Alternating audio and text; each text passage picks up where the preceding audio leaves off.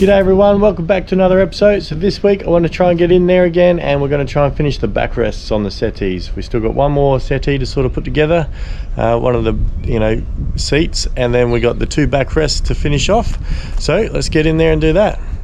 So I'm just about to finish off the last of the settees, the smaller one that creates that little L shape. This is all cut out, ready to go in. What I'm trying to achieve here is a nice tight corner. So I've cut out this section here. You can see like I did with the floor, and that all nestles in there nice and tight. So you see that corner all ends up really nice and snug. Not much in the way of welding. So yeah, we end up with some nice corners. So I'll start getting this all welded up so we can start on the backrests.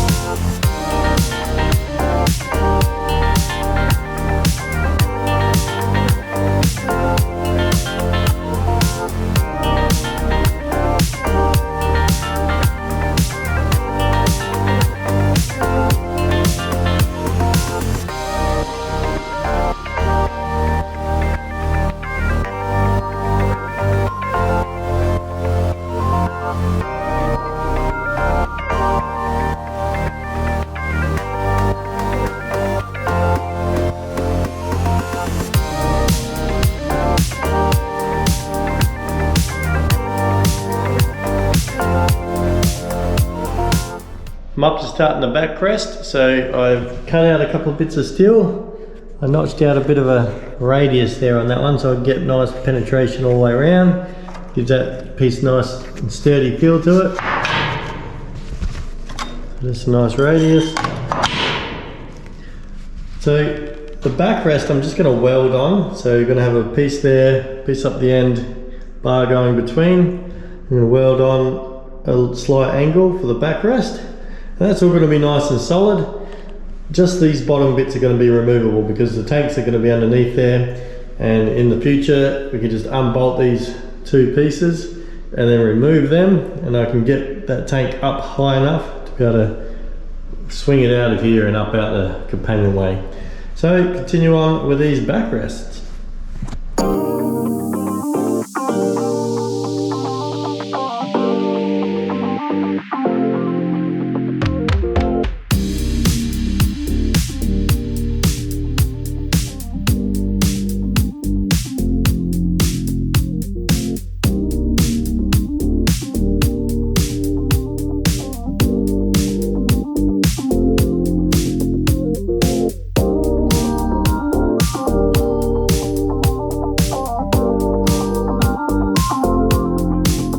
Alright, let's see where we're up to. We've got this backrest all done. Still got to tidy up all the welds. We've got this small part of the settee made up as a cube that's removable, so we can get to that water tank under there. We've got that long piece all done. That's removable, so we can get the water tank that's under there and there in the future. And I've just cut up this section here. This is going to be the backrest that goes across there.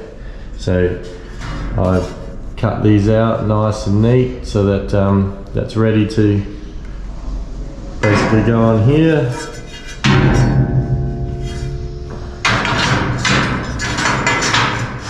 And once it's all welded, all those little joins will be nice and neat.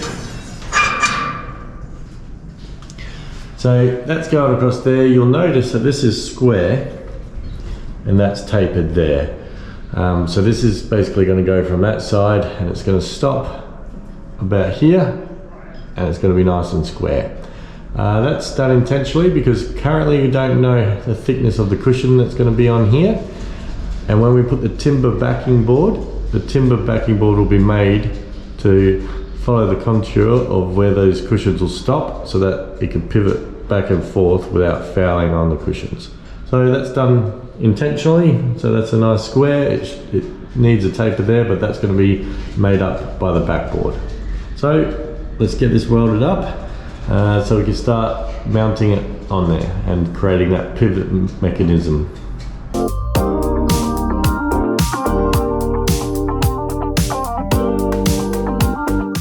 To just show you my prep work and how this is all tacked together and how you just do nice clean right angle cuts, and then this piece slides into this piece and it looks nice and neat, one like box frame with all seamless. It all looks seamless because this weld will get ground off, and I'll weld across here and then I'll weld down there. It all gets ground off nice and flush, and then similar to that, that's all the same thing. That's all, everything slid into each other.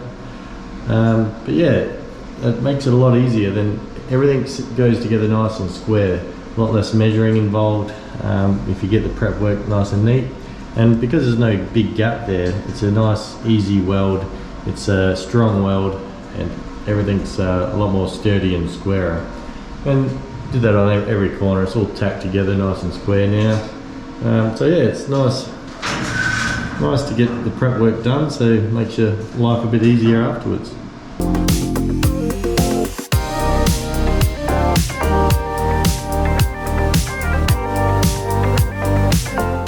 Always running out of welding wire at the wrong time. So it's all out, so I only got one corner welded in. Now I've got to change the spool over.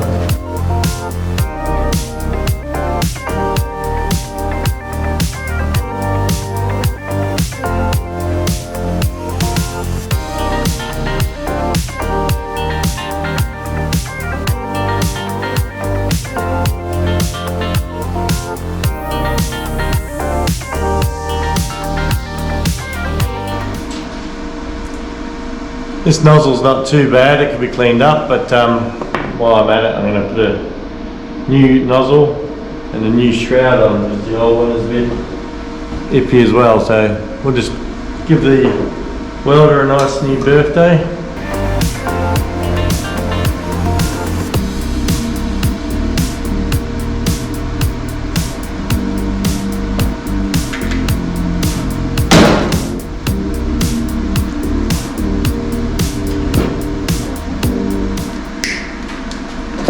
And we're ready to go again.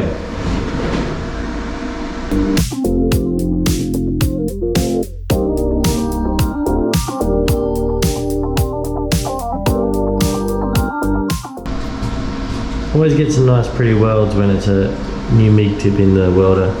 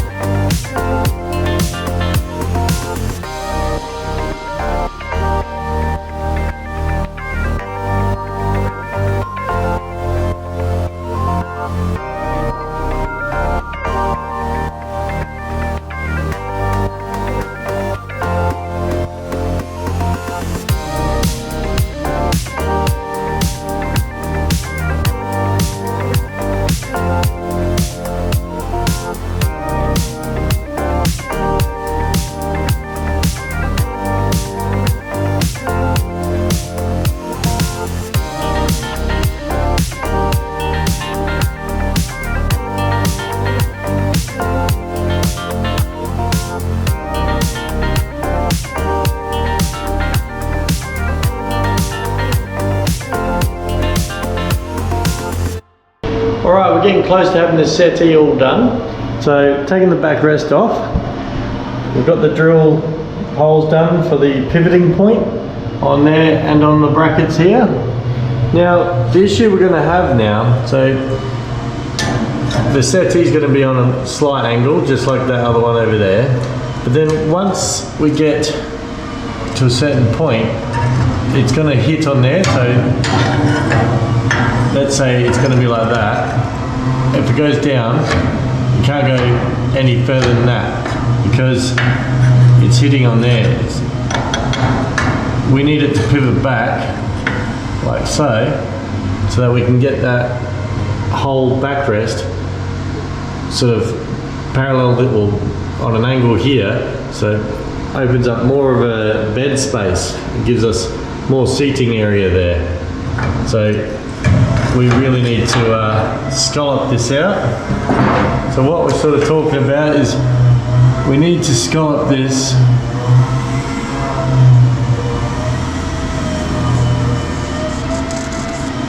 a bit like that. So we need to take this corner off.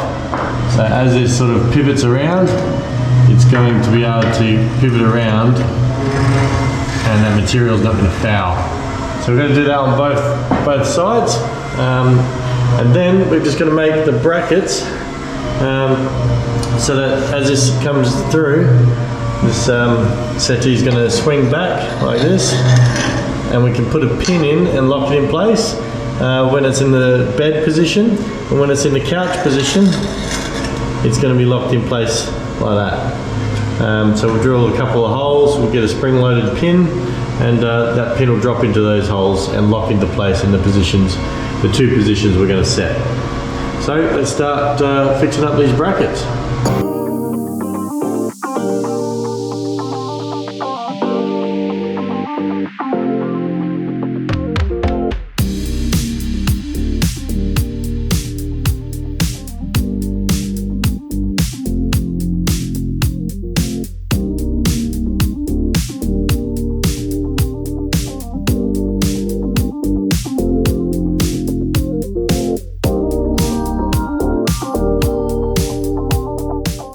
Alright, so we've got those two done. This is what I was talking about.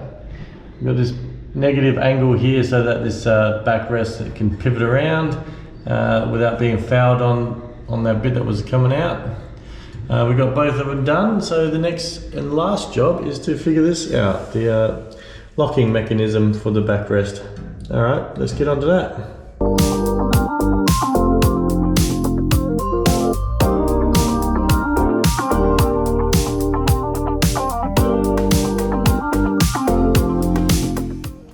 That looks good now.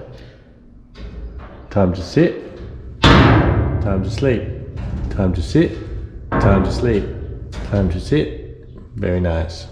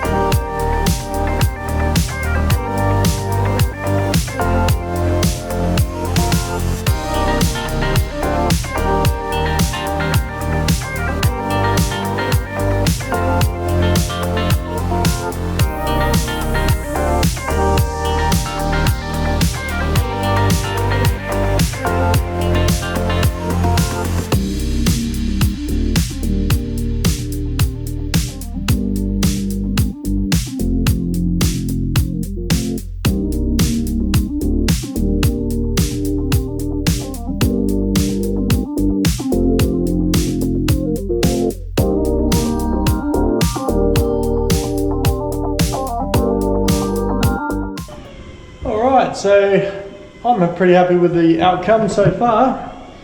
We've got, I just put these on there. They're not our cushions, they're from another boat that's getting scrapped at the moment. I thought I'll just use those cushions to give me sort of sense of squishiness and, you know, the angle of the backrest. So we don't like the look of these cushions, but we'll change them up. But put them on there just to give it a bit of more of a sense. I only have 3 cushions of how it feels with some toppings on it. So I'm pretty happy with how this backrest come up, this manoeuvrable backrest. So I've created a big gap here because there's going to be cushions on top of here. And we don't exactly know how high the cushions are going to be. These are 75mm. We're thinking about going a bit thicker than this. But this could still, oh, it's a horrible sound.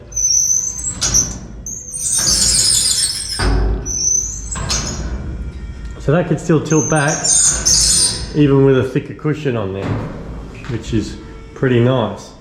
The only thing I haven't done is drilled the holes. So we've got these spring-loaded latches here. I haven't drilled the holes in its home position, so that's where it's going to basically be when you're sleeping and using it as a bed, and then that's where it's going to be when it's not, when it's just a couch and you've got that nice backrest angle. I haven't drilled those holes because I just wanted to make sure. We've got the family coming down tomorrow and everyone's going to have a bit of a feel and a play with how this settee feels, and if it's in a good position height wise and, you know, a width away from the wall. We may want to push it back slightly, reduce that little landing that you can put your drinks and plates and that on there, because it's just under 300mm, that gap there. We may want to push this back further, opening up this area a little bit more. So I don't want to drill the holes just yet, just in case we're going to change things up a little bit. Some of the bits are just tack welded in, so these are just tacked in at the moment because, yeah, we don't know if that's the permanent spot. We can't do much about that back one, so that's fully welded basically. But if we wanted to, we could bring this out a little bit further, you know, moving that table in, giving you a bit more of a walkway there. But realistically, that walkway is pretty good with the table coming out, because when you're underway, you don't want a massive walkway. You want to be able to grab a hold of that bench or the table. So it actually works out pretty well. So I'm pretty happy with how it all came out. It's quite usable. One of the ideas I have is these spring loaded. I might be able to create that as an eyelet. I'll just weld a bit more wire onto that, little 6mm round bar, make a little eyelet on both sides, and I could thread a steel cable between the two. So as it stands, I'm going to put a piece of wood on here, have a little cutout so you can get in there, unlatch it from whichever position you're currently in, and then you can move it back and forth. But you have to do that side, then you have to go do that side, or it's a two-person job. So if we put an eyelet on that, and then we can link the two with a piece of steel wire, stainless steel wire. We can put one hole in the middle here, and then you can just put your hand in there, pull that wire, and move this back and forth. With that being said, you could also step it up a little bit more, and then link the two with a wire. In the middle, have an attachment that brings the wire out. So you know how in your car, and you want to lay the seats down in your car, you have a little tab. You can pull the tab, instead of having to pull the cushions out the way and put your hand in there, pull that imaginary wire, and then you can do your thing. You can have a little tab just in between the cushions, which you don't really see. Grab a hold of that, pull that, and boom, it goes back or comes forward. So I'm going to leave that option. We're going to discuss that tomorrow when the family comes. But we're pretty happy with that whole expedition there. So that was a bit of work. I kept changing my mind on everything that I did. I had to do things 3 or 4 times each.